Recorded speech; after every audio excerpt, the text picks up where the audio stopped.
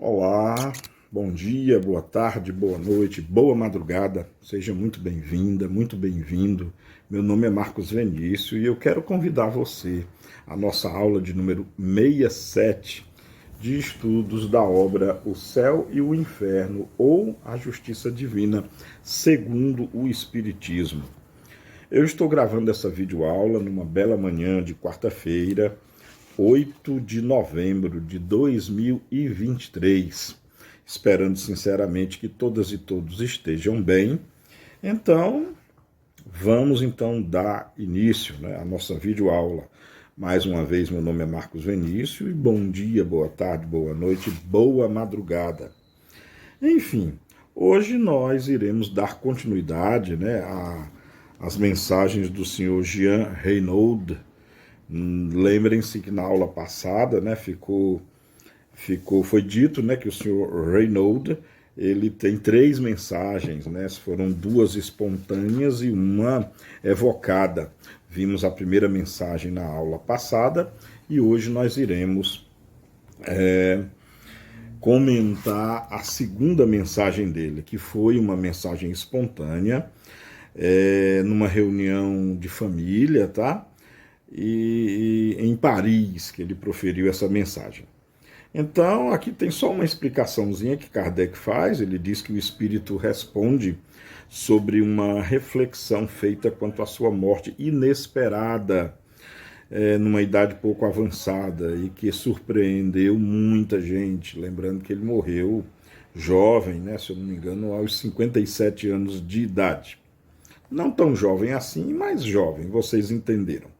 Segue-se a mensagem, então, muito elucidativa, por sinal, interessantíssima, acerca do Espiritismo em si. Não nos esqueçamos que nós estamos aqui na obra O Céu e o Inferno, a doutrina espírita, já mais da metade já publicada, faltaria depois do Céu e Inferno somente o livro A Gênese, que completaria o arcabouço filosófico e científico da doutrina espírita.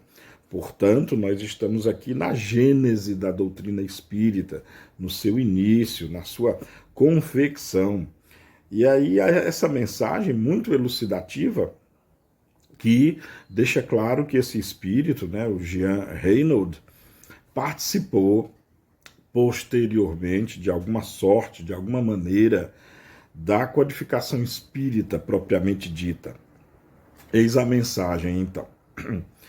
Quem vos disse que a minha morte não foi um benefício para o espiritismo, para o seu futuro, para as suas consequências? Observe que quem afirma esse tipo de mensagem é porque tem consciência de que ele mesmo participou, de certa forma, da codificação. Continuando a mensagem. Notastes, meu amigo, a marcha que segue o progresso, o caminho que toma a fé espírita?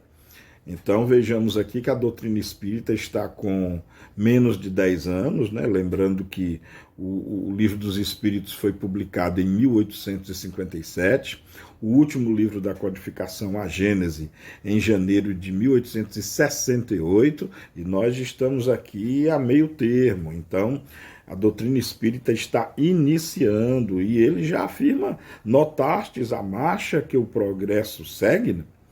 Enfim, no início, Deus deu a todos as provas materiais, dança das mesas, pancadas e toda sorte de fenômenos. Foi para chamar a atenção, foi um preâmbulo engraçado. Então, todos sabem, acredito que quem já estudou a história do Espiritismo, quem já fez a UESD, já deve ter visto como o Espiritismo surgiu, através da tipologia, que são as pancadas, pancadas na mesa, pancadas em móveis, pancadas na parede. Depois teve o fenômeno conhecido como a dança das mesas ou dança das cadeiras, na qual o espírito levitava uma cadeira, uma mesa, batia a mesa no chão, dando os primeiros indícios de comunicação. E aí o senhor Reynaud continua. Depois dos fatos materiais, Deus fala à inteligência, ao bom senso, à fria razão. Não são mais as habilidades, mas as coisas racionais que devem convencer e mesmo reunir os incrédulos, os mais obstinados. E aqui muito interessante, o senhor Reynolds nos lembrando que já naquela época, né, nós estamos em 1860 alguma coisa, já naquela época não cabia mais as manifestações extraordinárias, as manifestações de cunho puramente de chamamento de atenção.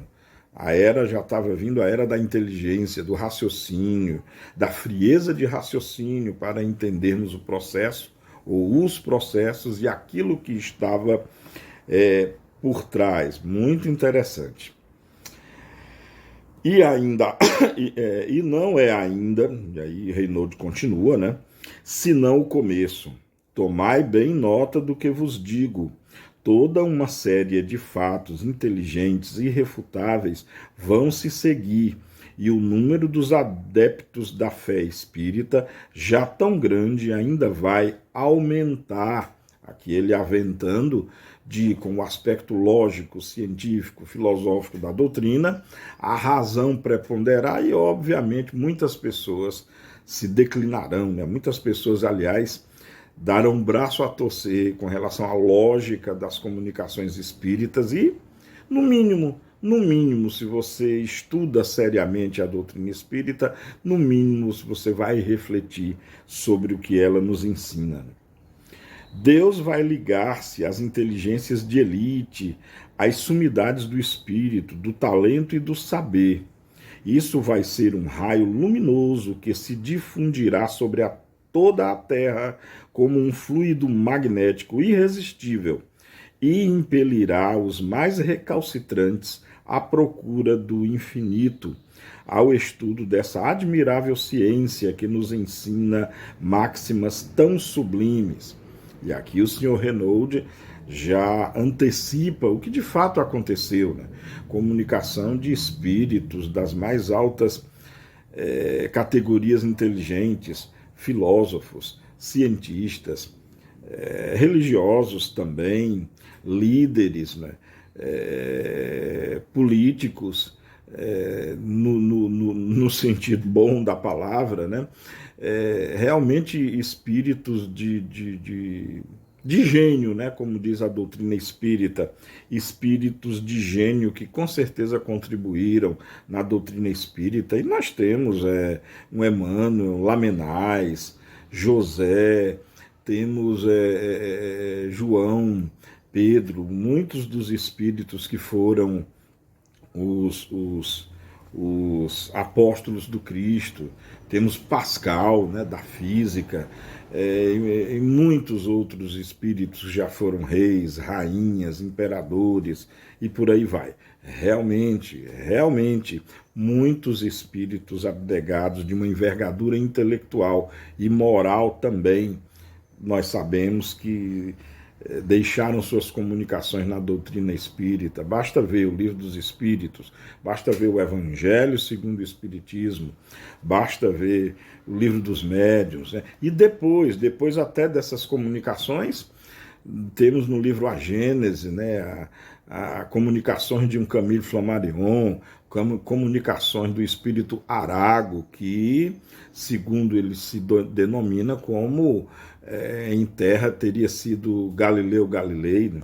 E por aí vai. Realmente espíritos de uma sumidade incrível foram utilizados, né, na codificação espírita.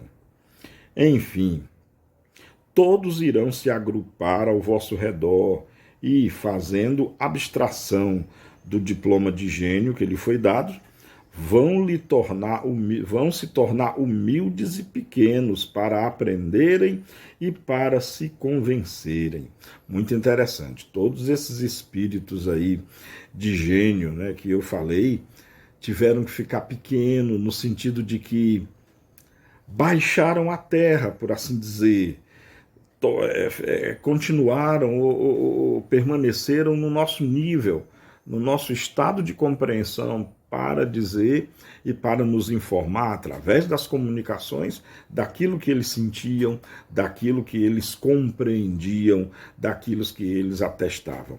Lembrando sempre, sempre nos lembrou Kardec, na atitude de análise das comunicações e no conhecimento prévio de que, claro, os espíritos não sabem tudo, os espíritos possuem suas limitações e eles falam tão somente daquilo que eles conhecem. É muito importante ter sempre em mente isso.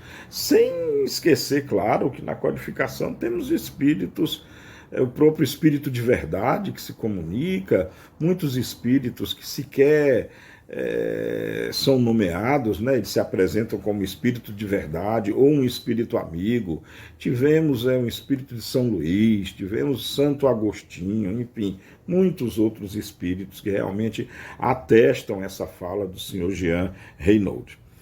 Já iniciando o final da comunicação dele, né, Reynaud fala o seguinte, ou dita o seguinte: depois, mais tarde, quando estiverem bem instruídos e bem convencidos, se servirão de sua autoridade e da notoriedade de seu nome para empurrarem ainda mais longe e alcançar os últimos limites do objetivo que vos propuseste, a regeneração da espécie humana pelo conhecimento raciocinado e aprofundado das existências passadas e futuras.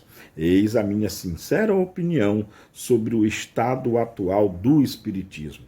Muito interessante, como na visão do senhor Jean Reynaud, né, na visão dele, todos esses vultos, né, que se apequenaram um pouco, vir aqui ao terra a terra, dar as suas comunicações e aprender junto, e raciocinar junto, e estudar, para mais tarde, fazendo jus aos seus títulos, não de nobreza de posse, mas os seus títulos intelectuais, de doutor, de cientista, de filósofo, realmente contribuírem para uma coisa fundamental, muito interessante, o que o senhor Jean Reynaud nos lembra do objetivo principal da doutrina espírita, né, que é a regeneração da espécie humana através ou pelo conhecimento raciocinado e aprofundado das existências passadas.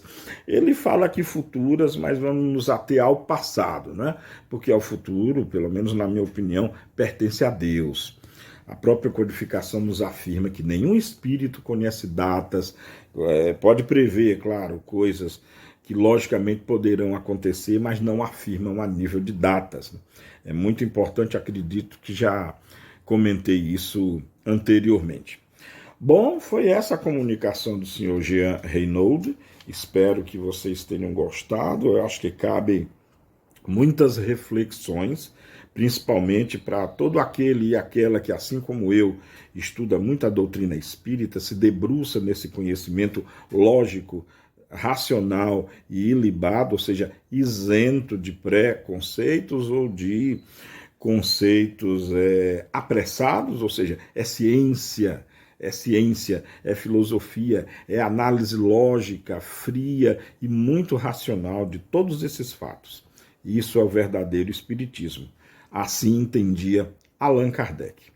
Bom, muito obrigado a você que chegou até aqui. Deixe aí seus comentários. Para mim é mais do que um prazer, é uma honra estar aqui perante vocês que são tão distintos e que realmente incentivam esse humilde, simples, mas de coração trabalho. Muita paz, então. Beijo no coração de todas e todos. Amemo-nos como Jesus nos amou sempre. Até a próxima videoaula. Tchau.